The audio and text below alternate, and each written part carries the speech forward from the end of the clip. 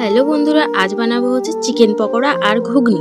তার জন্য এখানে চিকেনটাকে ফ্রিজের থেকে বার করে জলে বসিয়ে দিয়েছি ঠান্ডা হওয়ার জন্য। আর এখানে যা যা লাগবে সব কেটে কুটে নিয়েছি। আর এই দেখো মটর আর বেসন নিয়ে এসেছি। আর এদিকে মটরটা আমি প্রেসার কুকারে সিটি দিতে বসিয়ে দিয়েছি। আর এখানে যা যা মশলা কেটেছিলাম সেগুলো বেটে এখানে চিকেনটাও ম্যারিনেশন করে এখানে পকোড়াটাও ভেজে নিলাম।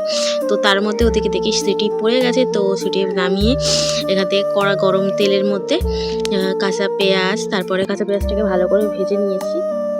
তারপর ওর মধ্যে দিলাম মশলা, যেগুলো আগে থেকে বেটে রেখেছিলাম, দেখালাম তোমাদের আগে। তারপর দিলাম হলুদ গুঁড়ো, নুন দিয়ে ভালো করে কষাই, নাড়াচাড়া করে কষাই করে একটু লঙ্কা গুঁড়ো দিয়ে আবার কষাই করবো। তো এই কষাইটা অনেকক্ষণ করার পরে এখানে দেবো আলু কুচোনো, ছোটো ছোটো আলু। তোমরা চাইলে আলু নাও দিতে পারো, কিন্তু আমি তো সবচেয়ে কিছুতেই আলু পছন্দ করি, তো তাই আমি আলু দিয়েছি। তো যাই হোক, এখানে জল দিয়েছি আমি, এখানে দেখতেই পাচ্ছ তোমরা। জল দিয়ে কিছুক্ষণ সেদ্ধ হওয়ার জন্য রাখবো। আর এখানে দেখো সিদ্ধ করা মটরটাও দিয়ে দিলাম। আর এখানে মোটামুটি আমাদের ঘুগনি অলমোস্ট রেডি হয়ে গেছে। আর এখানে দিচ্ছি হচ্ছে গরম মশলার গুঁড়ো।